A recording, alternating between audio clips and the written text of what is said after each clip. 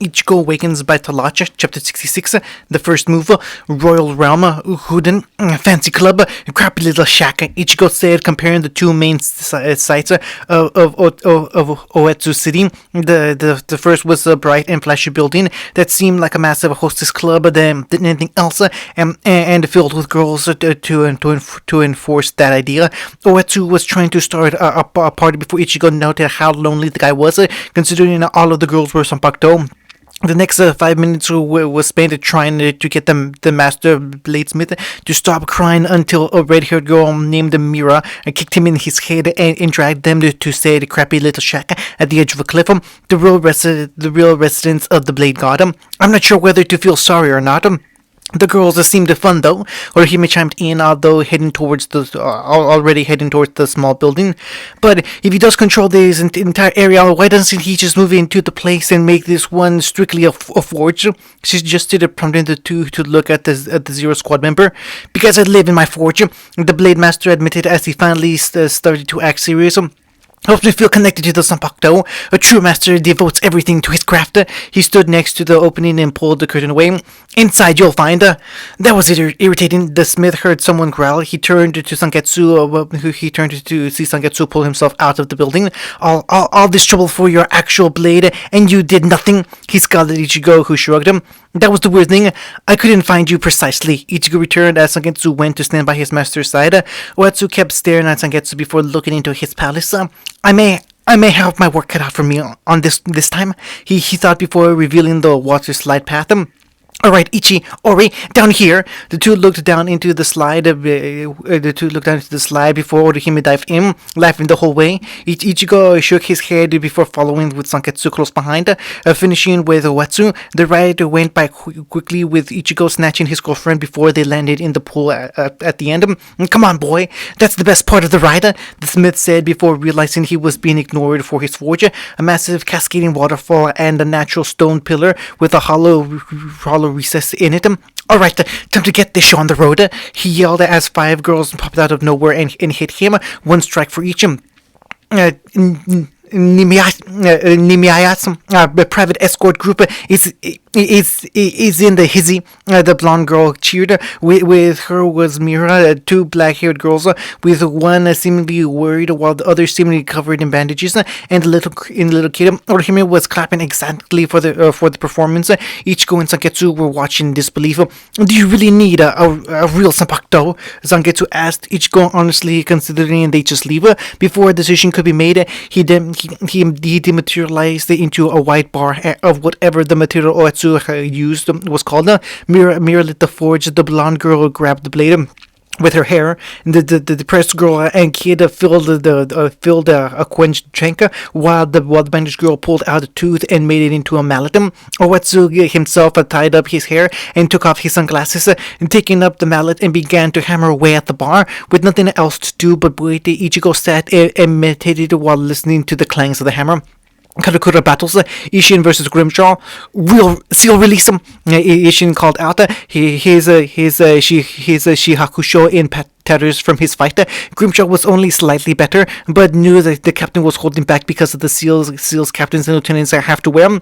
My son is stronger, but I'm still a captain of the Gotai, he reminded before flashing in front of the Rankar and flicking his forehead. The attack struck like a high-impact cannon and sent him flying through the air, colliding with other hollows before righting himself out and ready to charge back at the captain. He sensed Ishin appearing right behind him, ready to cleave through his back and ending the fight before Grimjaw barely blocked with his own sword.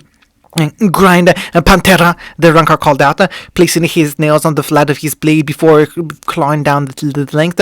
The sudden burst of the Reishi forced the Ishin back as gust of wind clouded Grimjaw from view. When the gust settled, it revealed the Rankar with long hair, cat ears, a long white tail, and segmented body armor with blade extending from his claws and elbows. That's fine with me. I'll get even stronger and grind that punk's head into the dirt. The panther roared before clashing with Ishin once again, but but despite the added strength and agility, Ishin was still capable of keeping up and dominating the fight. Getsu got Tencho, he called out, getting behind the Panther and striking him with a concentrated wave of Reishi. The force of the attack gouged out and scarred the land, destroying most of the park and severely damaging the containment barrier around the park. When the got settled, Grimjaw was covered in slow healing burns and started to stagger. You're holding back, Ishin stated, knowing how much stronger Grimjaw got. I thought you'd know better than that. I'm saving that for my rematch against that kid of yours. Grimjaw said with a savage,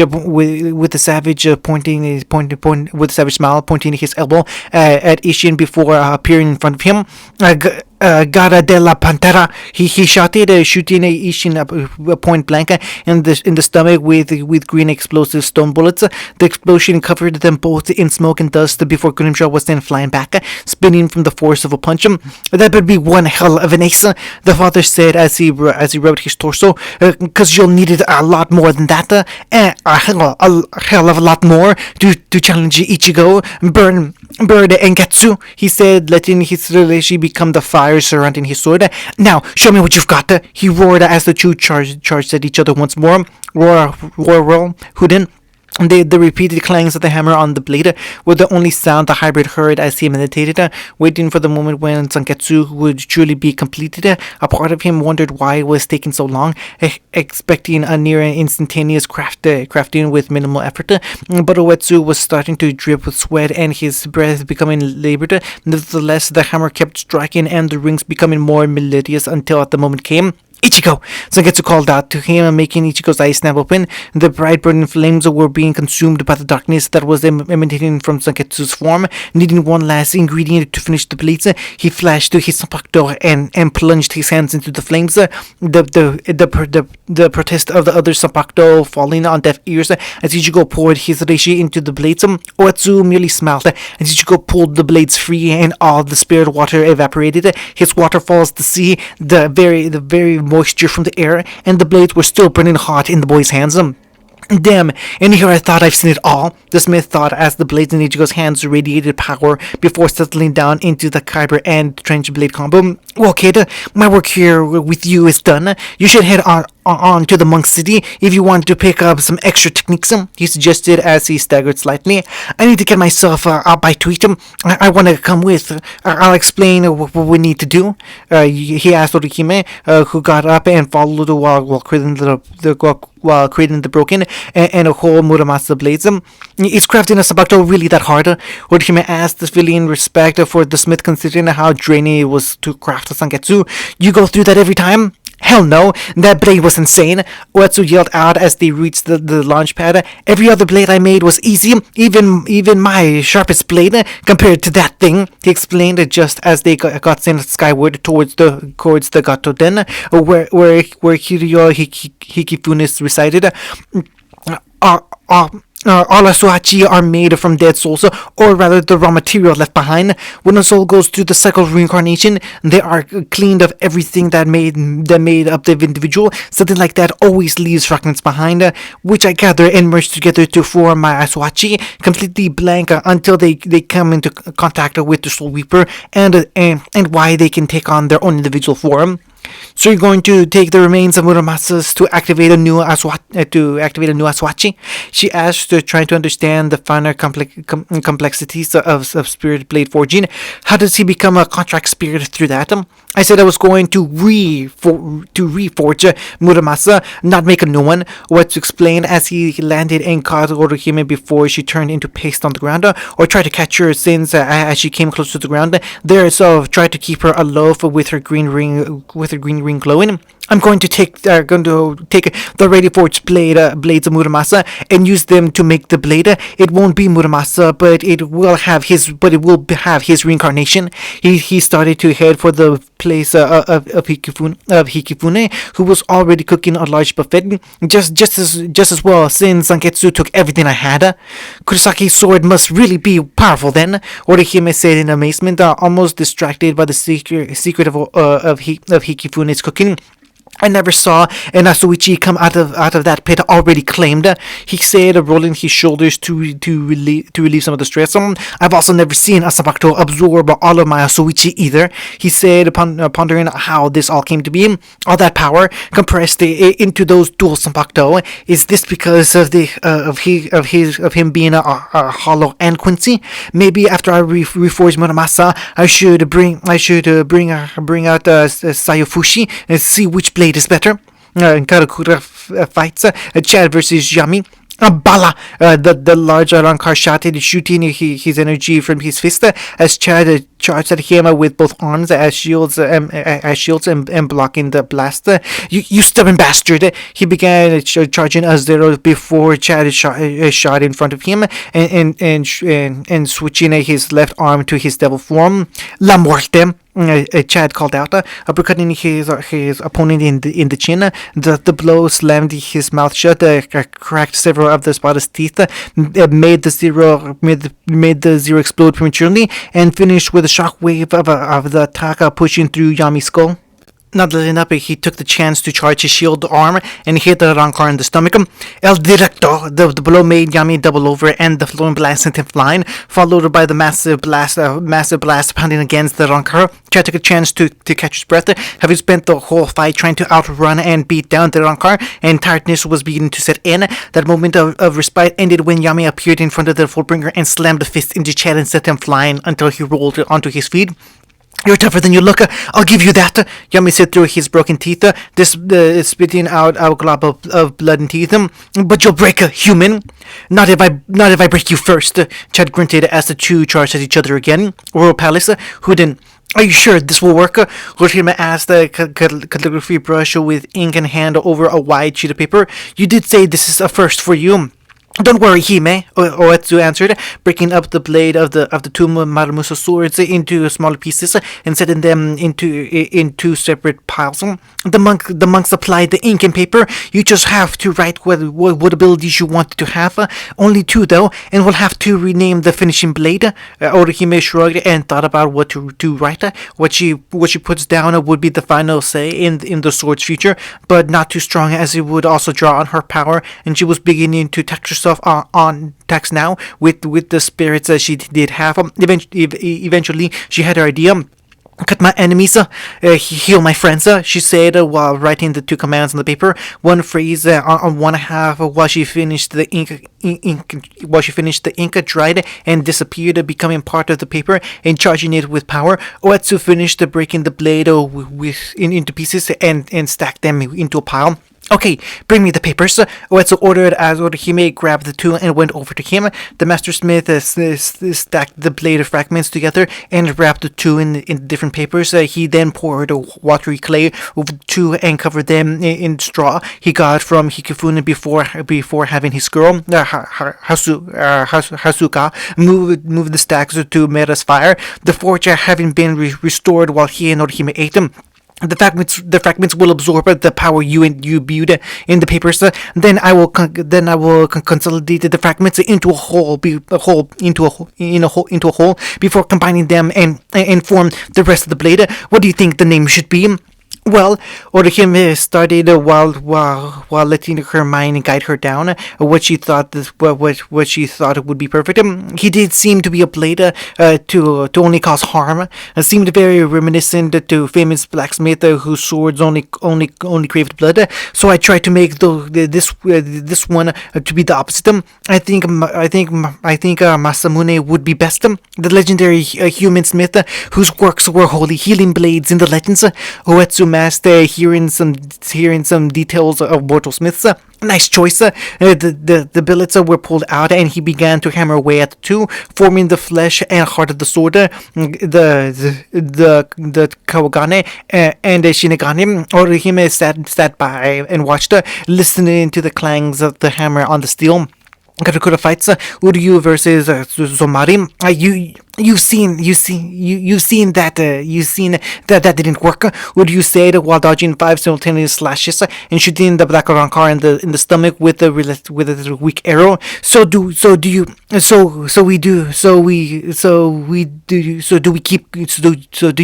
we going to keep this up? The eighth Espada looked at his opponent while grasping at his injury. Forgive the hesitation. I'm just trying to figure something out. Zomari said, leaping to the side as Uryu shot another few arrows at him. I heard that the Quincy were destroyed by the Soul Reapers, yet here is one as an ally of the Soul Reapers. What possessed you to join such an arrogant group? Arrogant? How so? Uryu asked as he dodged another attempt from Zomari with his speed clones. Shinigami strike down hollows as if that were the natural way of things, the Rancor said, and made the same judgment with the Quincy when they cut them down. Because of that and their unchallenged rule, they fancied themselves as gods or purveyors of some great justice. What gave them the right to judge hollows as being alive? To his surprise, Uryu began laughing calmly at first before becoming more and more loud. Of all the beings I met, you are truly the most arrogant fool I've come across. The Quincy said, earning a scowl from the Rancor. Viewing your opponent as an equal, that was insulting. But what gave the Soul Reapers the right to act as such? Your master Aizen is trying to take that very being's throne, and what's so unnatural about wanting to protect those that can't protect themselves? Uryu asked before disappearing and stabbing Zomari in his side with a zealous ladder that solidified its blade into a giant. As for the hollows, what can you add? What have you done aside from eat and kill? You prey on humans' souls, even each other. What do you actually give to the world? Any of them? Even now, you are only the way you are because of a Soul Reaper making you that way. Is it so wrong to kill such a disgusting parasite?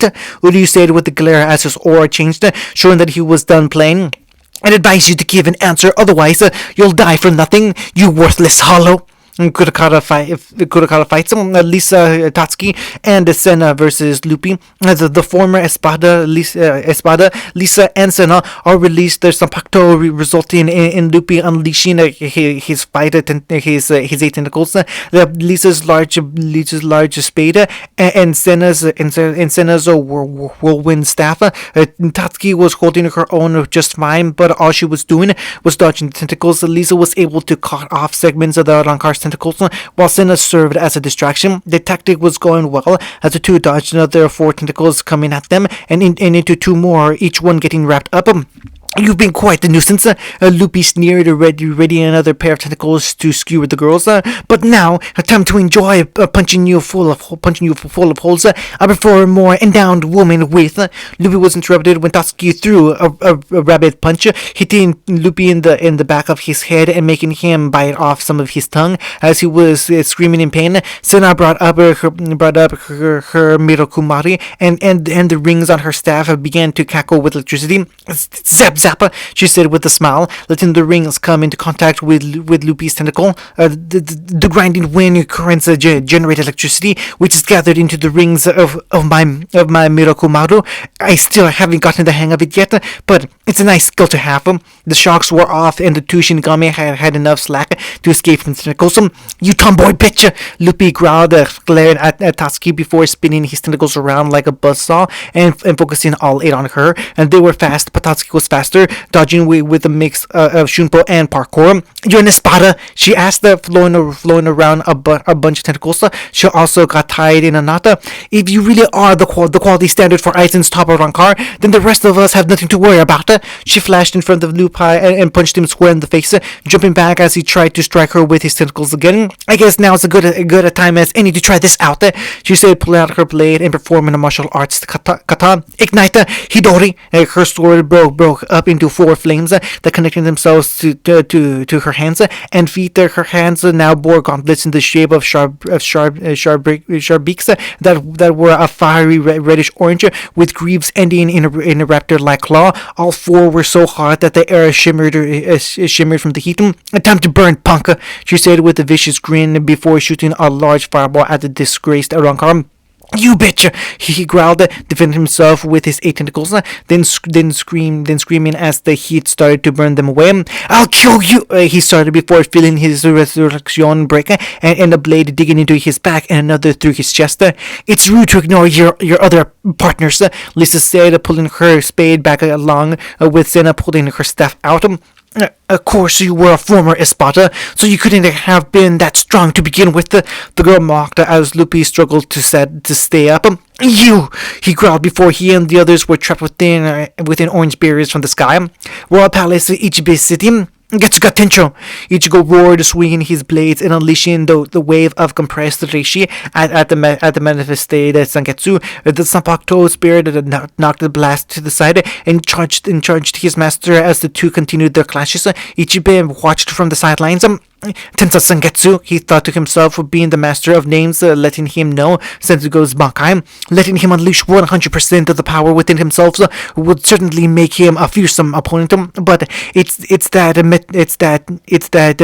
Mugetsu form that I find more concerning. Ichigo's Ryoko was the darkest power he's felt in millennium, and while he controlled all things black, he had to wonder who was stronger. Truly, he will be our ace against Yopa. You picked well, my old friend. I wonder if His Majesty is tempted to make him a member of the Zero Squad from his power alone. The second Ichigo set foot on the disc, he noticed the pressure. He was slightly uncomfortable before walking on ahead. When the monk asked if he wanted to know the name of his Bankai, Ichigo answered with saying the very name of his Bankai. Instead, the boy manifested his spirit and began sparring with Zangetsu. Time passed, and Oetsu made his way to the monk's side, carrying a sword in a tank full of jelly. Well, Orihime has her sword, he said as he sat by the monk watching Ichigo fight his Sanpakuto. One that cuts her enemies and heals her friends. It seemed appropriate for that girl. Osho nodded as Ichigo brought the blade together in the form of a bow and shot a barrage of arrows at Zangetsu. Oetsu's finger curled themselves around the hilt of his failure, Sayafushi, the sharpest blade he created.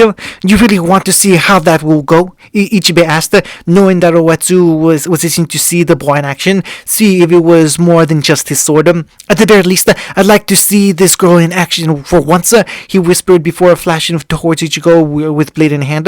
Oetsu was immediately kicked to the side when he came within striking distance of Ichigo, sending him tumbling into the building. If you wanted to use a surprise attack, you should be quieter, the hybrid scolded as Zangetsu faded back to Ichigo's inner world. So, you want to test out these blades? He gestured to Zangetsu and the sword Oetsu's hand and the sword in Oetsu's hands as the smith got back up laughing.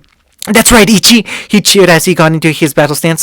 Now, show me what you got! Ichigo brought the two halves of Zangetsu together as they are ignited in pure black energy. Bankai, he said, becoming consumed by the energy and his voice becoming warped. Tensa, Zangetsu! Kurosaki household. Masaki's fingers were bleeding. Kon was covered in scratches and bruises. Karin and Yuzu were sweating bullets, but the number of hollows were decreasing. After a few more minutes and one last shot, Masaki slew the final hollow, and the swarm ended. Kon went to the twins, and Masaki breathed a sigh of relief. The barrier held, and her family was safe, and she could finally relax until the barrier shattered like glass. Before anyone could react, Masaki felt a sharp strike to the back of her neck before losing consciousness and falling to the ground. Kon was smacked in the head with an odd weapon in the shape of two crescents. So, these are the targets. The twins looked up to a tall, lanky figure with a wide hood and oily black hair, an eye patch, and a permanent display of teeth. His frown deepened as he sighed in this moment. Well, I guess it'd be fun to train them. In an instant, another being showed up between the twins and the rancor. We have what we came for. We have what we came for. Noritora, God, this retreat. The short-horned individual said, grasping at the twins protectively. You sure, Gyora? Noritora asked, grinning at the unconscious Masaki. Lord Aizen said that Ichigo cares a lot for his family. Imagine how broken he'd be if... Heavy pressure fell on the rancor before he could finish his statement. We have his sisters, the fourth espada said. That's more than enough. We are leaving. He let up the pressure, and just as Noritora was about to signal to retreat, he was kicked in the neck and sent flying. So long as I breathe in this or any other body, you will not take Yuzu or Karin. And Kon growled, charging at Ulquiorra, who caught his fist with ease and blocked every other attack. Tell Ichigo that upon my honor as the fourth, his sisters will not be harmed. He said before punching Kon back. He then opened a garganta and took the twins into his arms, seeing as they were both too tired to move, and made his way into Huecomundo. Kon was about to charge after him when he was smacked into the ground. You are one stubborn annoyance, Noritora growled, getting ready to decapitate the mod soul before pausing. Great, one of those losers is about to get killed. He groaned as Aizen made it clear that he didn't want to lose any Arrancar if it could be avoided, and he'd know if Noritora screwed that up. Fine. He stomped on Ichigo's body, getting a sickening crack and scream before releasing a fair hollow roar and making the Gillians bring down their negation to evacuate his alliance. Well, maybe I'll get what I wanted anyway, he said as a new group of hollows were coming in. He created a garganta and walked through, leaving the Quincy and Matsul to die. Just as the first one was about to chop down on the Kurosaki matriarch, Kon got up and crushed the creature's head. You want her, he said, coughing up blood and releasing a flickering light from his body. You can't have her. He stood facing the coming swarm. Illustrated Guide to Soul Reapers, obligatory reference. I can tell you with no ego, this is my finest Sanpakto, Rotsu said while sitting across from Ichigo in his fine white robes, while with Zangetsu in its sealed state as a katana, with a dark blade and a black sheath with the many faces of the moon, starting and ending with the new moon. If even in your travels you should encounter the Spirit King, even he will be cut down. He presented the sword to Ichigo, who took it gingerly and with some measure of respect. Orange-haired warrior, go! What's to finish them? You are such a geek, Ichigo replied, shaking his head. TFS reference. Yami and Chad were struggling in a battle of strength with each other, yelling as one tried to overpower the other, the ground bending and shifting under the might of the knights of giants around them. Though this is so dumb, Tatsuki groaned, most everyone pausing to watch the two biggest combatants fight. This could not get any dumber. How about that? Luffy asked, pointing in the opposite direction to Ishin and Grimjaw, just punching each other into submission. Yeah, but the impossible happened, Lisa said, watching the two not even bother dodging any punches. This got so much dumber. Should we return to killing each other? Somebody asked, not taking his eyes off the fight. Later, I actually want to see how this goes. Uryu said, with everyone in silent agreement. Kind of wish we had popcorn. Senna said, everyone again in silent agreement. New powers, Hidori, a Firebird, Tatsuki Shikai, a pair of gauntlets and greaves that amplify Tatsuki's firepower by 10%, by 10 times. Mirokumaru, electric manipulation based on a similar principle from Jin Kariya's lightning blade, something actually useful from the bound arc. Who'd thunk? And she collects all the electricity generated from her use of wind manipulation and concentrates them into the rings on her staff for late use. End of chapter 66.